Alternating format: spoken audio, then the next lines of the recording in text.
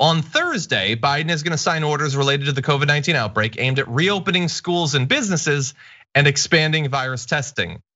Okay, good. If you're gonna expand testing, that's good. I gotta see what this reopening schools and businesses thing is. Maybe like that sounds like it's an order to cause it to happen. Maybe it will be new guidelines for when it should happen, but I am like just seeing it worded in that way makes me a little bit worried that he's going to try to have his cake and eat the establishment too, where like he puts more money into vaccines, but he also wants to reassure big business that he's moving us back to normality. So that is gonna be one that we're gonna have to look at very closely to see what the timeline he sets out for in terms of federal guidance for reopening. Yeah, I mean, I wouldn't really lump those two things together. I think we've like calling schools and businesses the same is not true. I think businesses need money. They need money to stay closed. They need money to make up for what they've lost. They need rent relief.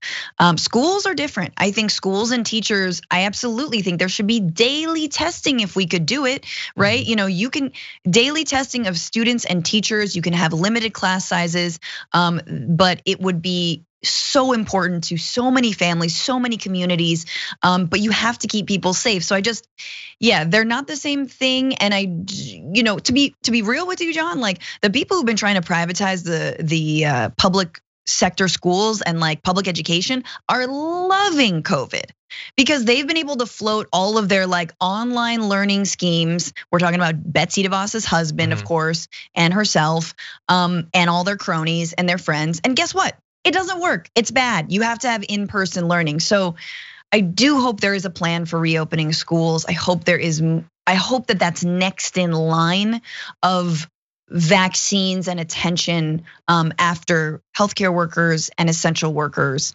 And I hope that teachers and schools are in there. Yeah, and I hope like it's not being talked about as something he's going to immediately do, although he says he's gonna do it. And if you're gonna do it, immediately sounds better, but the Defense Production Act for vaccines. Like our country has seemingly done a pretty good job of failing at this rollout. In our defense, we only had like 9 months to prepare for it. So why should we have been ready to make the vaccine and give it to people? Super complicated. Sounds like the sort of thing Kushner was probably in charge of. But anyway, if he can ramp up the production, that is one of the best ways that he can both protect lives in the near future. And also, if you actually want to reopen all of these things, there is literally no better way than getting people vaccinated. Masks was our best thing. And as a country, we decided, nah.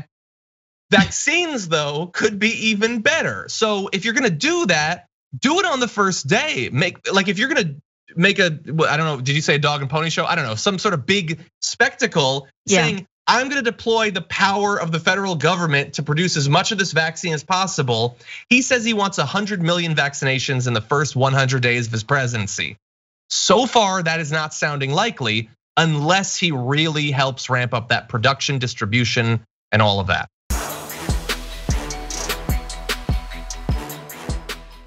For more political news breakdowns, interviews, stories of activism, and me trying my hardest to care about the occasional big celebrity news story, subscribe to our YouTube channel at youtube.com/The Damage Report. And you can ring the bell wherever it is so you don't miss anything.